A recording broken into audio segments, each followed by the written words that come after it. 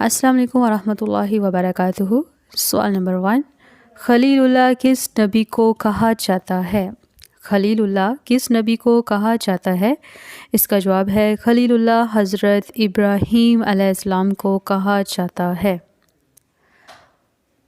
سوال نمبر 2، ذبیح اللہ کس نبی کو کہا جاتا ہے؟ ذبیح اللہ کس نبی کو کہا جاتا ہے؟ جی تو اس کا جواب ہے ذبیح اللہ حضرت اسماعیل علیہ السلام کو کہا جاتا ہے۔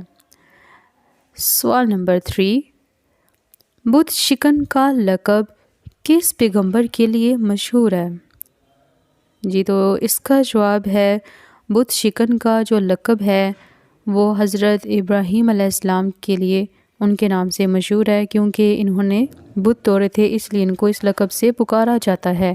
سوال نمبر 4، صفی اللہ کس نبی کا لقب ہے؟ صفی اللہ کس نبی کا لقب ہے؟ جی تو اس کا جواب ہے صفی اللہ حضرت آدم علیہ السلام کا لقب ہے۔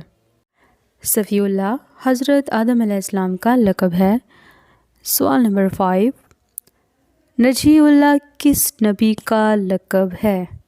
نجی اللہ کس نبی کا لقب ہے؟ جی تو اس کا جواب ہے نجی اللہ حضرت نوح علیہ السلام کا لقب ہے۔ جزاک اللہ خیرا کثیرا۔ اللہ حافظ۔